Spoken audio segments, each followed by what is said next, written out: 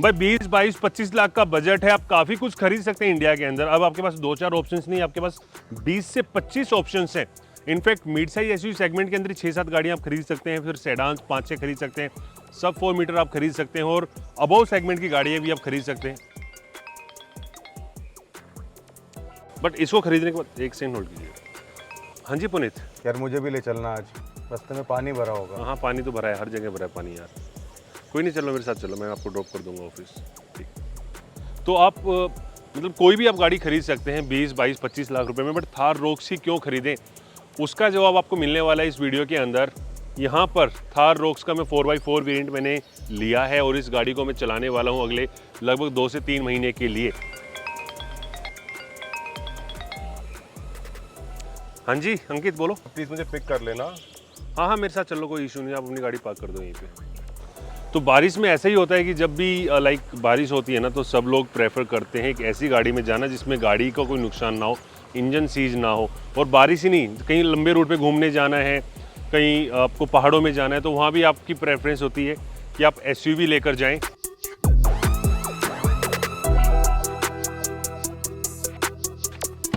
तो भाई ये सिचुएशन है, 20-22 लाख की आप कोई भी गाड़ी खरीद लाओ, जब भी अगर रोड टूटे हुए हैं, रोड पे काम चल रहा है, बारिश है, कहीं घूमने जाना है, वीकेंड्स पर जाना है, ऑफ रोडिंग करने जाना है, जब आप अलग अलग गाड़ियां ढूंढते हैं, अलग अलग दोस्तों को ढूंढते हैं जिनके पास में थार रॉक्स जैसी 4x4 गाड़ी हो या कैपेबल गाड़ी हो, तो अगर आपका बजट ही उतना है 20 लाख का, तो आप क्यों ना थार रॉक्स ही खरीदें। मैं आपको ये इस वीडियो के माध्यम से दिखाना चाह रहा हूँ। और ये एक परफेक्ट गाड़ी ऐसी है जो proper Monday to Sunday car है।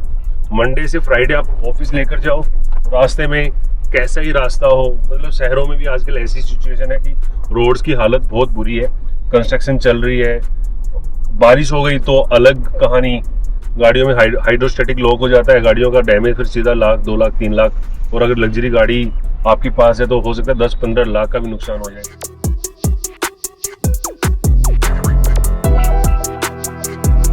सो थार रॉक्स की खूबी आपने देख ली है कि चाहे आप सेडान ओनर हो, चाहे आप मिड साइज एसयूवी ओनर हो, चाहे सब 4 मीटर ओनर हो, चाहे आप लग्जरी कार क्यों ना ओन करते हो, बट साल के 4 महीने तो प्रॉपर आप उन गाड़ियों को चला नहीं सकते अगर बारिश आपके यहाँ पर ज़्यादा होती है। जैसे दिल्ली एनसीआर में अगर बारिश होगी तो समझ लो गाड़ी अगर आप लेकर निकले हैं तो वो तो फ्लैट बेड पर ही वापस सर्विस स्टेशन पहुँचने वाली है। और अब मेरा प्लान है कि इस वीकेंड पे मैं कहीं लंबी ड्राइव करके आऊँ इस गाड़ी के साथ में। तो मेरी एक ही गाड़ी ना मेरे सारे के सारे प्लान्स को फॉलो करने में मेरी मदद करती है। मुझे किसी और से गाड़ी मांगने की जरूरत नहीं पड़ती, या फिर मुझे कोई ऐसा प्लान कैंसिल नहीं करना पड़ता कि यार मैं अपनी गाड़ी को लेकर वहाँ नहीं जा सकता हूँ। और इसी के साथ अपने 2 दोस्तों के साथ निकल पड़ा मैं उदयपुर के लिए। प्लानिंग पहले बनी थी हम जाएंगे मनाली, फिर बनी जैसलमेर, फिर बनी ऋषिकेश, बट फाइनल हुआ कि हम बारिश में उदयपुर ही जाने वाले हैं। और पूरे रास्ते हमें बारिश मिली है, पूरे रास्ते। हाइड्रो प्लानिंग वाली सिचुएशंस भी काफ़ी जगह आई जहाँ पर गाड़ी की रॉक सॉलिड जो स्टेबिलिटी है ना, उसने हमारी काफ़ी मदद करी है एक्सीडेंट होने से बचाने के लिए। और फिर रात के समय शिव जी की हमें काफ़ी बड़ी एक मूर्ति दिखाई दी, तो हमने रात को वहीं पे स्टे कर लिया। नाथ द्वारा एक जगह है उदयपुर से जस्ट पहले, और सुबह जब उठकर देखा ना तो नज़ारा देखने वाला था। इतनी भव्य मूर्ति थी, ऐसे लग रहा था कि पूरी पूरी अरावली श्रृंखला के ऊपर शिव भगवान यहाँ पर नजर रखे हुए हैं। शहर से भी काफ़ी ऊंची वो मूर्ति थी, पहाड़ों के बीचों बीच।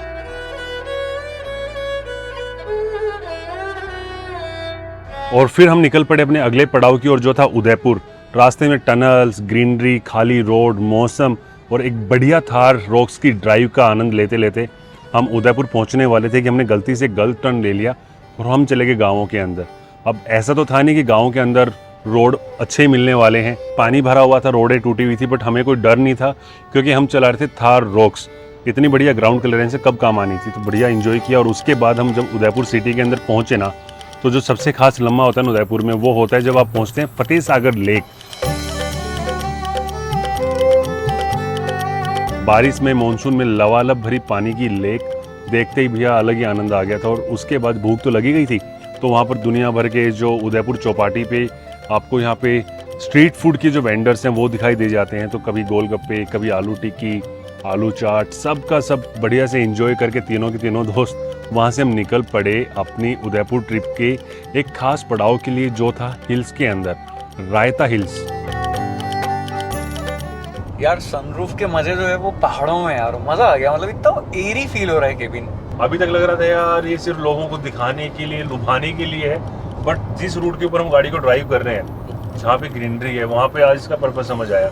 और साउंड तो हम लगातार ही सुनते हैं, पूरे 2 दिन से वही सुन रहे हैं। क्लैरिटी बढ़िया है, मज़ा आ रहा है गाड़ी को चलाने में। और अब तो जो नई वाली थार है ना, हाँ, उसके अंदर डॉल्बी एटमॉस अच्छा वो भी ऐड हो वो भी गया। ऐड हो गया है, तो मतलब साउंड और ज़्यादा अच्छी हो गई है। और ज्यादा मतलब ये इतनी बढ़िया लग रही है अपने को, तो वो तो वो फिर तो अलग ही होएगी। अब जो बंदा गाड़ी लेगा ना तो उसको तो नेक्स्ट लेवल वाइब आने वाली है। जो थार में फर्स्ट जनरेशन हमने देखी है, हाँ। सेकंड देखी है और थर्ड जनरेशन ही है ऑलमोस्ट ये। सब कुछ soft fit and finish, soft touch, बड़ा infotainment, Apple CarPlay, Android Auto इसके अंदर है, वायरलेस है, वायरलेस मोबाइल चार्जिंग आ गई। 65 वॉट फास्ट चार्ज। सबसे काम का फीचर हम जैसे कैमरा धारियों के लिए यही है कि यार बैटरी डेड हो रही है, ड्रोन की बैटरी डेड हो रही है, चार्ज करें। 65 वोल्ट का ये लगा फटाफट। रखिए पीछे चार्ज पे ही। यही चार्ज कर रहा हूँ। फोन डिस्चार्ज हो गया, 10-15 मिनट में इतना बैकअप मिल जाता है, नहीं तो नॉर्मल चार्जर्स में लगे रहो। तो मेरे लिए ना इंटीरियर में सबसे काम का फीचर ये वाला है भाई, 65 वोल्ट का, ये अलग लेवल है। और वो कूलिंग ग्लव बॉक्स, कूलिंग लो अपनी कोल्ड ड्रिंक्स ठंडी कोई रख रहा है।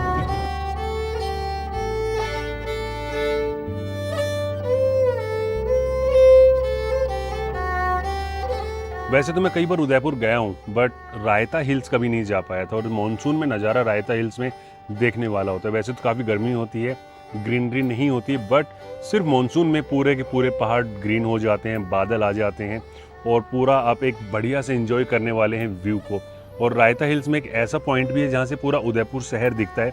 तो हम उसी पॉइंट के ऊपर जाकर अपनी गाड़ी को हमने पार्क किया और वहाँ पर फिर भूख तो लगी गई थी, शाम हो गई थी, तो हम अपने नूडल्स वगैरह साथ लेकर गए थे। पहले हमने वहाँ पे बनाई और फिर हमने एंजॉय किया नूडल्स को एक पहाड़ी की चोटी के ऊपर बैठकर।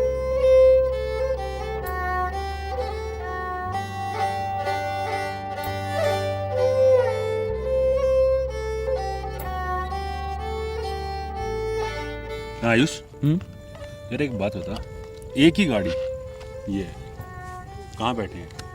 पहाड़ों में, उदयपुर रायता हिल्स। कल कहाँ थे? कल गुड़गांव की गर्मी में तो। अमित जी, कल इस टाइम हम डिसाइड कर रहे थे कहाँ जाना है। ये मतलब ऐसे लग रहा है लद्दाख वद्दाख की पहाड़ियों में बैठे हुए, है ना? मस्त हवा चल रही है, ठंडी ठंडी, इतना प्यारा वेदर, बारिश, बादल, पहाड़ और भाई इस गाड़ी का ना, इसी की वजह से तो यहाँ आ गए।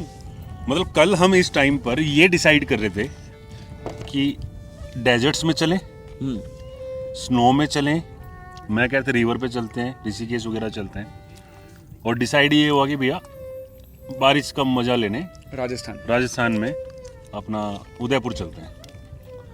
और मतलब एक गाड़ी के साथ में अपने पास इतने ऑप्शंस थे कि जहाँ मन करे वहाँ चले जाओ।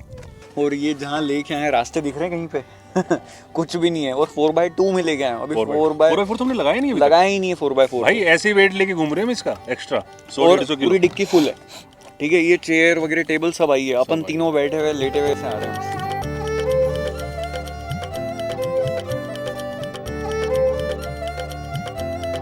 रायता हिल्स के बाद हमने स्टे किया उदयपुर में रात को और अगली सुबह हम निकल पड़े उत्तरी भारत के सबसे सुंदर एक्सप्रेसवे पर जो जाता है उदयपुर से माउंट आबू के लिए।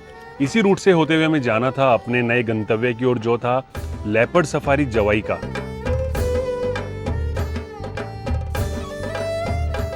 और उदयपुर और माउंट आबू के इस एक्सप्रेसवे पर लगभग 200 किलोमीटर चलने के बाद एक 60-70 किलोमीटर का ऐसा पैच आता है जिसपे एसयूवी ही आराम से जा सकती हैं, जो रास्ता गांवों के अंदर से होते हुए जाता है।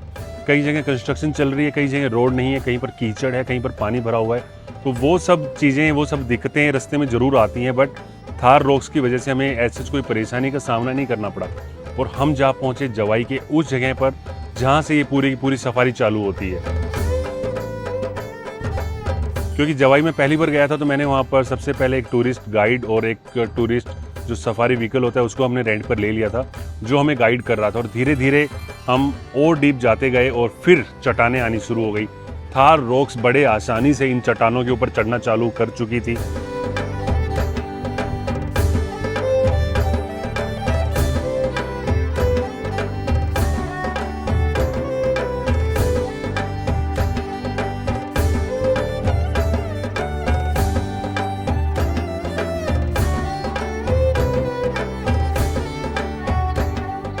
जवाई का नज़ारा देखने लायक था। डैम एरिया था तो यहाँ पर काफ़ी सारे बरसाती नाले थे जिसके थ्रू होते हुए हमें जाना था। कुछ जगह सिर्फ 4x4 व्हीकल ही क्रॉस कर सकते हैं। आमतौर पर इन सफारी में जितनी भी गाड़ियाँ वो 4x4 ही होती हैं, बट हमारे पास भी थार रॉक्स 4x4 थी, तो आराम से हम हर तरह के ऑब्स्टेकल को क्रॉस करते हुए अंदर डीप जा रहे थे जवाई डैम के मेन एरिया के पास, जहाँ पर हमें कुछ जानवर भी देखने को मिलने वाले थे।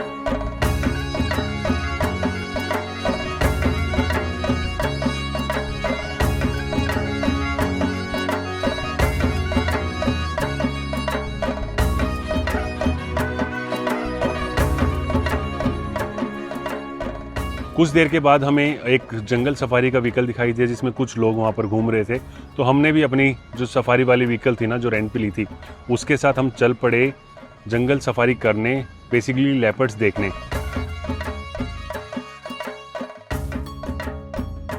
और थोड़ी देर के बाद हमें एक लेपर्ड दिखाई दिया।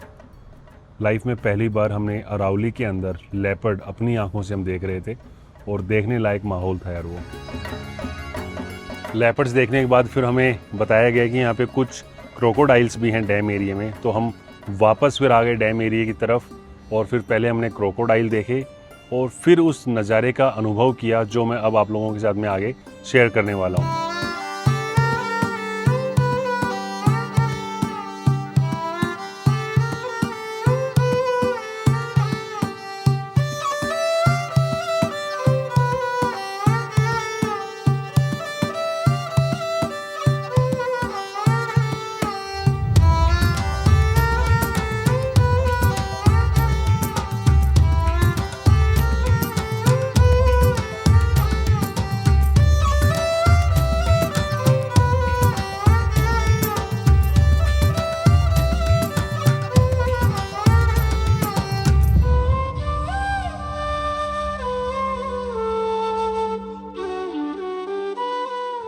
तो गाइज अब हम आ पहुंचे हैं जवाई में और यहाँ आने का टारगेट लेकर चले थे 3 दिन पहले, बट रास्ते में इतनी सारी अच्छी अच्छी जगह मिल गई ना कि हमको रुकना ही पड़ा। नाथ द्वारा का कोई ब्रेक प्लान नहीं था, उदयपुर का कोई ब्रेक प्लान नहीं था और दोनों जगह नाइट स्टे करा है। दोनों जगह नाइट स्टे किया है और अब हम पहुंचे हैं जवाई में।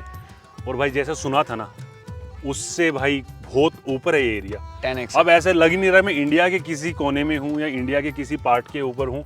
ऐसे लग रहा है कि मैं केनिया में मसाई मारा जैसी कहीं जगह पर घूमने आया हूँ। और थार रॉक्स की भाई इतनी तारीफ, मतलब जितनी तारीफ इस गाड़ी की करोगे ना उतना कम है। अभी जिस रूट के ऊपर हम आए हैं यहाँ पर एक प्रॉपर 4x4 ही आ सकती है।